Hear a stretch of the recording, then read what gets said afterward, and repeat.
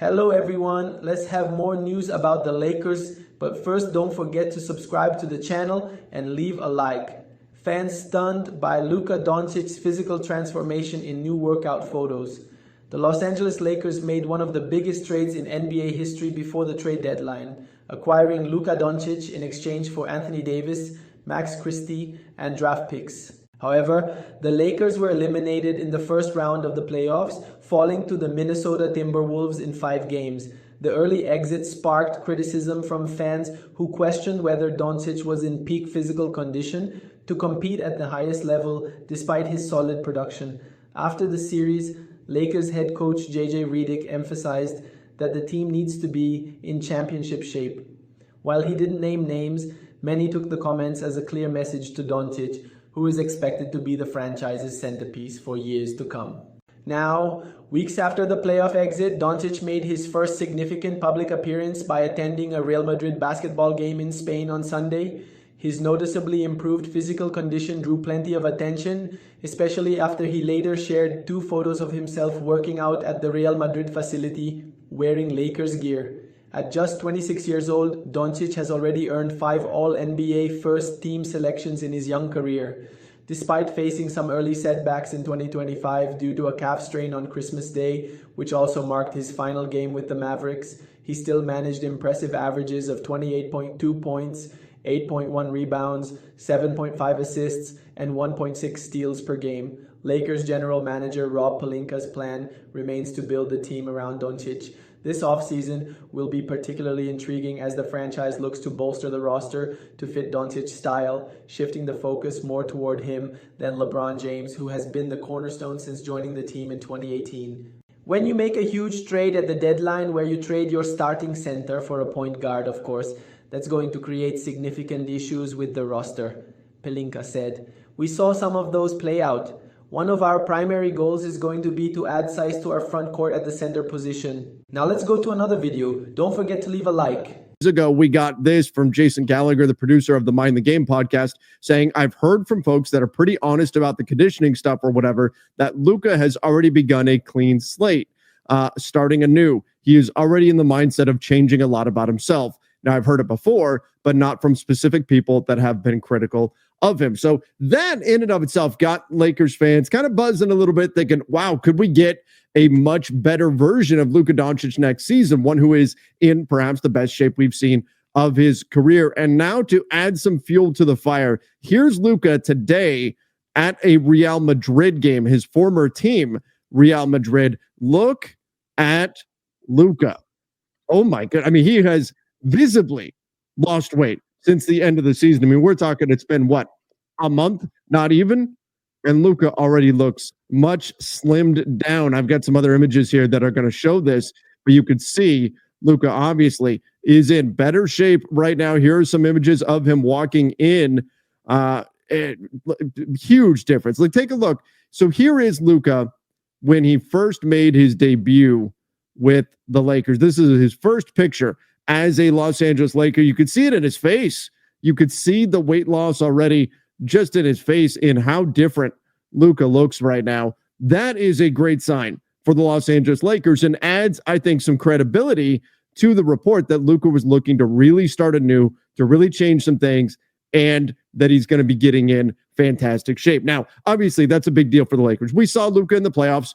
He's great, right? He's an incredible player, but we also saw how much he struggled defensively, struggled to stay in front of his man, was getting picked on. It is fair to note in the postseason that he did deal with a significant illness, but that was for game 3. He was getting targeted defensively otherwise. So the Lakers, if they're going to get to where they want to go, they really need to get a prime version of Luka Doncic. And he's 26 years old. There's no reason why they shouldn't get that version of him, but he's not been in the best of shape over the course of his career. You can see there's a significant difference in Luka when he first came into the NBA in terms of the amount of weight that he's carrying on him compared to where he's been at last season for the Los Angeles Lakers. And that's not to say that the added weight can't be a benefit for him or can't be a strength. I think he does a better job holding up in the post now because he's got more weight on him. I'm not expecting him to get back to the days of when he first debuted with the Dallas Mavericks, but there's no question that he does need to slim back down compared to where he was at this past season with the Los Angeles Lakers. Now,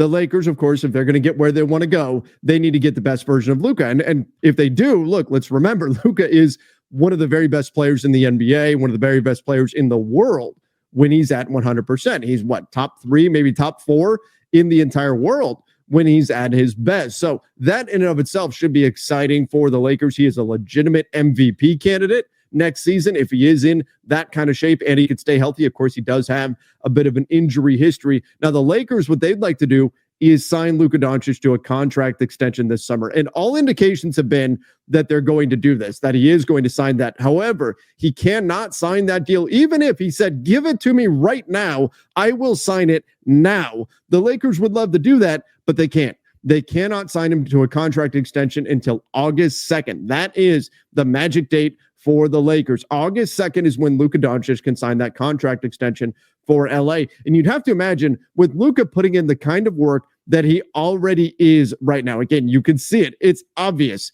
He has made efforts. He's made improvements already. We're not even, a month into the offseason, and he already looks significantly different. That is a great sign for the Lakers. But with Luka putting in this kind of work, you have to imagine that his mindset, his head, is probably thinking about winning next season.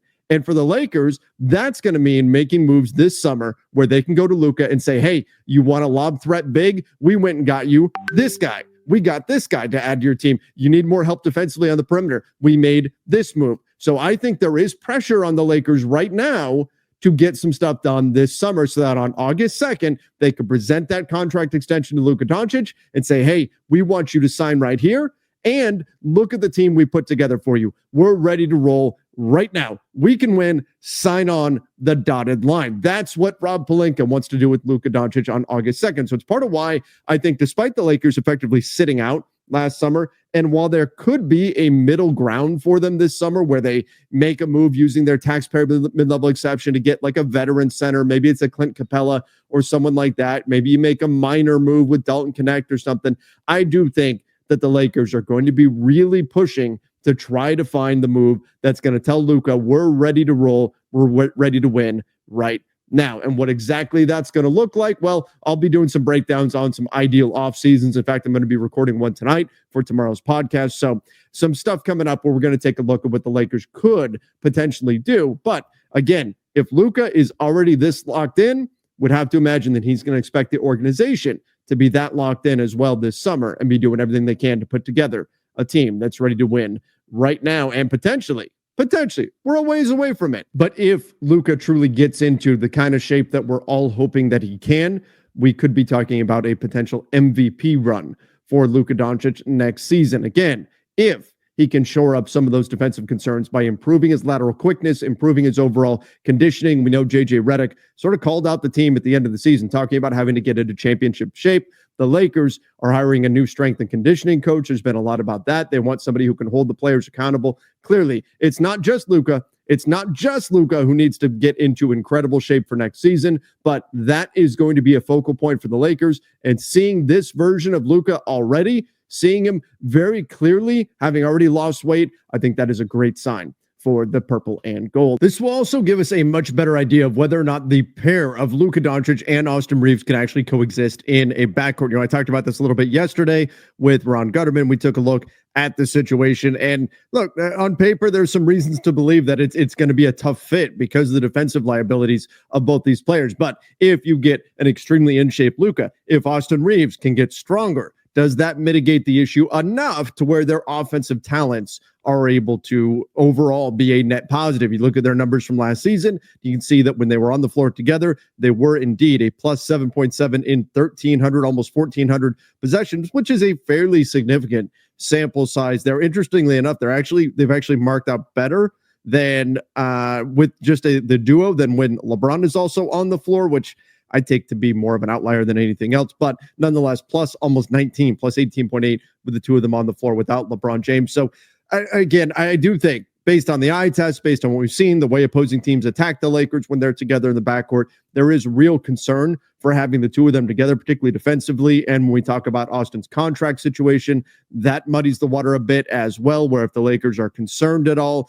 about him leaving in free agency next year, maybe that pushes them to look for Austin Reeves trades as well. But should the Lakers not ultimately trade Austin Reeves this summer, hang on to him, and then go into the next season with Luka and Austin as a backcourt, if both guys, not just one, but if both guys are in their very best shape, that will give us the best indication of whether or not, for sure, it is a viable backcourt pairing. So I think that's important as well. When we're looking at Luka already getting into this kind of shape, hopefully Austin Reeves is doing the same thing, putting on some muscle, getting stronger, and improving defensively so we can really find out, is this a backcourt that can work, or do the Lakers simply need to make a move? But Lakers Nation, give me your thoughts in the comments down below about Luka Doncic clearly already losing weight. What kind of a sign is this for the Los Angeles Lakers? Don't forget, I'm going to record an ideal off-season podcast tonight, so be on the lookout. Reports, the Los Angeles Lakers have held a pre-draft workout for Samson Johnson, and he is a guy from UConn, comes from a pristine organization, right? 22 years old. Lakers love those kind of seasoned, talk about all the time, the kind of more seasoned, more mature style players. Lakers have had a lot of success, particularly with role guys and stuff like that. They can come in, play a role, have had multiple years of growth and development, structure, organizational standpoints, right? Understand and built of their role, be able to come in and immediately play said role. Now, with Samson, he's a guy, 6'10", he's looked at as a hyper athlete, floor runner, do a little bit of everything out there on the basketball court as far as athleticism goes, not really super sound offensively. But as far as again, the athletic parts of it, moves his feet well. So he's a guy that should, be able to translate in defending in the pick and roll, defend out in space, be able to be a shot blocker. He is looked at as one of the better shot blockers. It's kind of one of his real strong suits, as well as rebounding. He is, on paper, exactly what this Lakers team needs, right? He is exactly the type of player and mold that the Lakers are looking to add to the roster, Nick Claxton, Daniel Gafford, guys like that. Now, he is 225 pounds, right? Like a little more meat on him, right? Just because, again, I'd like a guy, 240, 250 range, somewhere in that regard. But, he is a guy that at 225 has just, solid enough size, big, strong, physical, and can just, again, do multiple things out the basketball court. Be that floor running big that the Lakers desperately need. Be a guy that can be that lob threat, defend in space. But I want to be clear, he is a project. This is a guy that is a absolute project big. This is a guy that's probably not coming in day one and just found our starter. Here we go. You never know, right? I mean, look how good Derek Lively was right out the gate, for Dallas, because he was exactly what made sense alongside Luka. So, bringing a guy like him in that knows his role, that understands hey, this is what I need to do if I want playing time and opportunity and whatnot. He's a guy that I wouldn't be shocked. Here's the thing. I wouldn't be shocked if he came in and was like a 10-8 guy right out the gate, just because of Luka setting him up possession after possession after possession each and every game. He's just got to understand his role and be able to understand that hey, Luka's going to make everything easy and maximize what I need to do and make sure he hits his spots, right? You got the markings on the floor. Make sure you're on your spots, on your targets when you need to be, and you're going to look really good. Right. And that was the thing about Derek Lively. That's what Derek Lively was really good at, is that he was right out the gate that year. He was so good at just getting to his spots and hitting his targets and so on and so forth. So he's a guy that has all the checklists that you want, all the athleticism and stuff that you want. So he just has to come in and play that role. Now, I'm not saying the Lakers are for sure going to draft him or anything like that, but he is a guy that could be on there on the radar at some point. This is a guy that has a, again, 6'10" height, a 9'1" standing reach. So 9 feet 1 inch standing reach. So basically just standing straight up. So the guy can nearly dunk, without even jumping.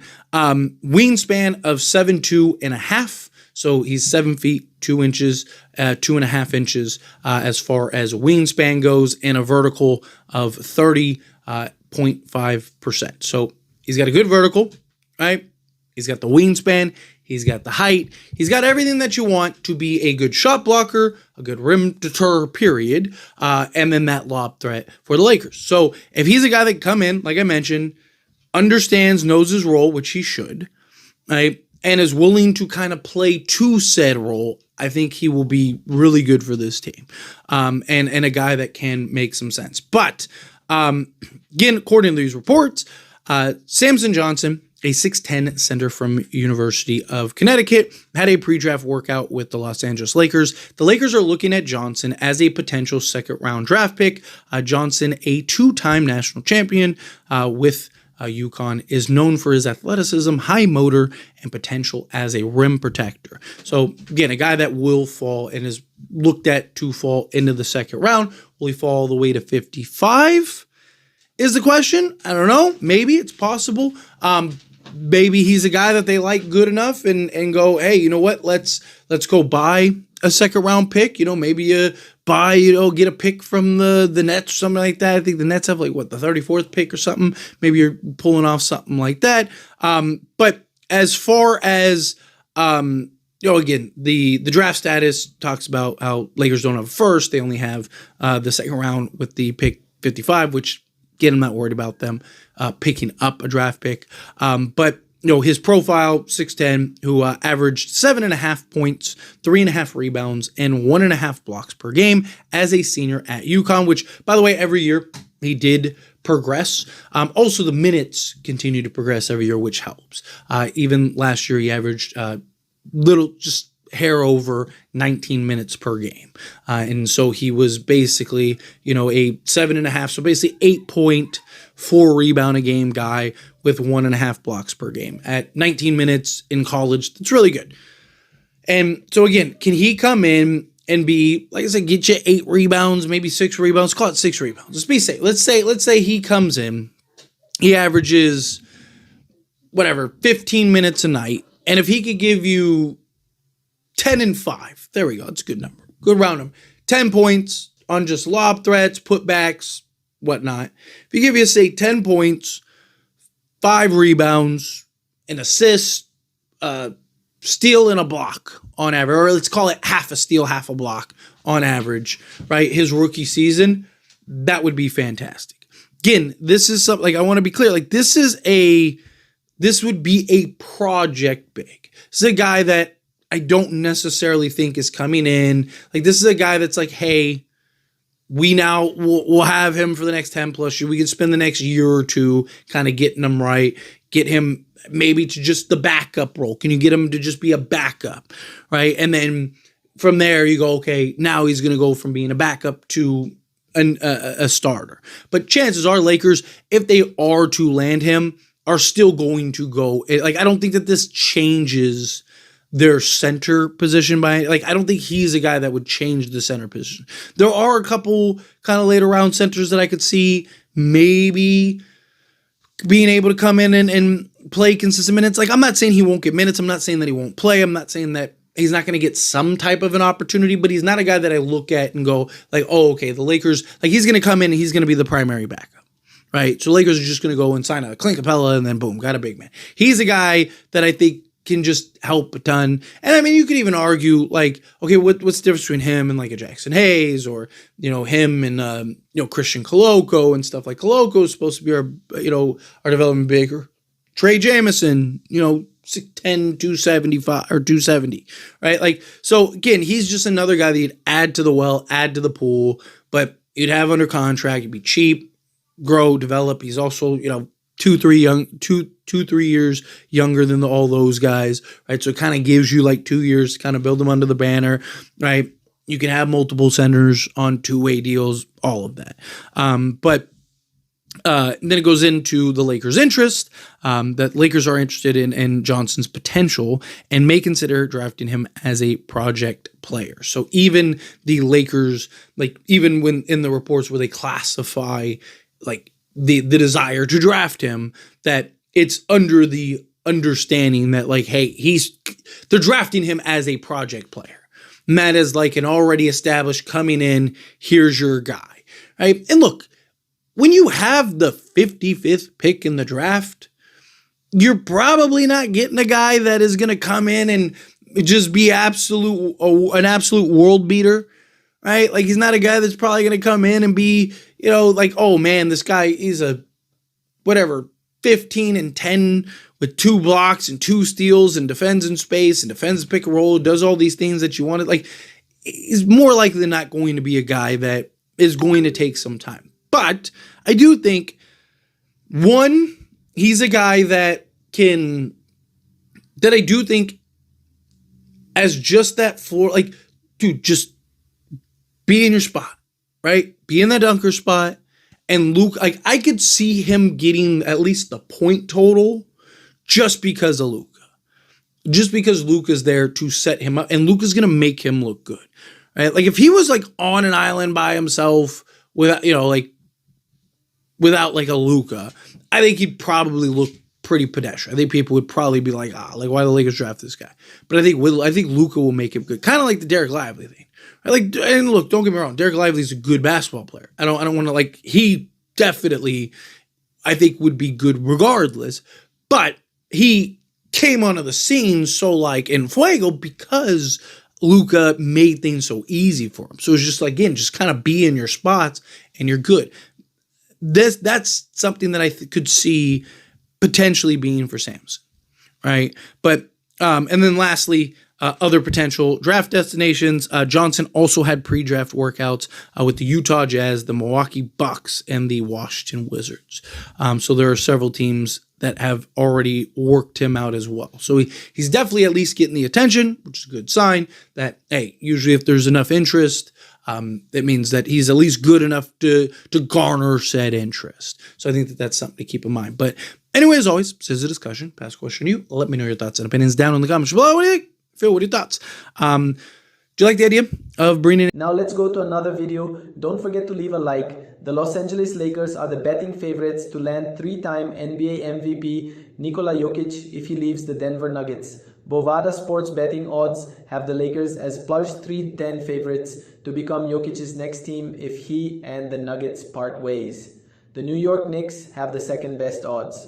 A distant third are the Boston Celtics. Rounding up the top 5 betting favorites are the Cleveland Cavaliers and Golden State Warriors, tied at the Miami Heat and the Los Angeles Clippers.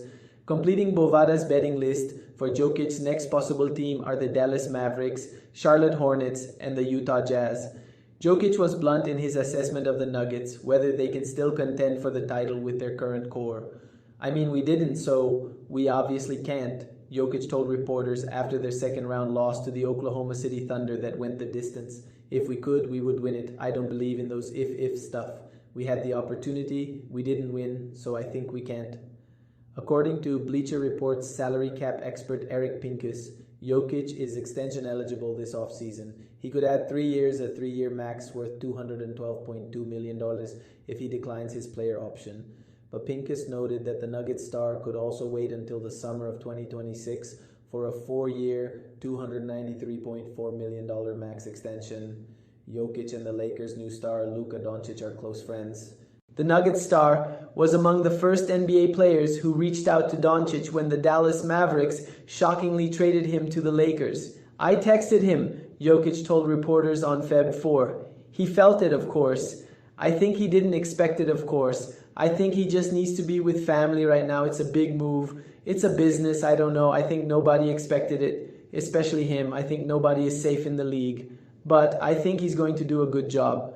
I think he's the player for a big scene, even though I thought in Dallas he had something special going. The Lakers need a center. While Jokic would be a match made in heaven for Doncic, the Lakers do not have the draft capital to compete in a bidding war should the 3-time MVP becomes available. The most they could offer is Austin Reeves, their 2031 Hello everyone, let's have more news about the Lakers. Plus, first don't forget to subscribe to the channel and leave a lack of size. Fans stunned by Luka Doncic's physical transformation in new workout photos. Be a top priority. The Los Angeles Lakers made one of the biggest trades in NBA history before the trade this offseason, acquiring Luka Doncic in exchange for Anthony Davis, size in our Max front court, and draft position. And that's just going to be a the Lakers were eliminated in the first round of the playoffs, falling to the Minnesota Timberwolves in 5 games. The early exit sparked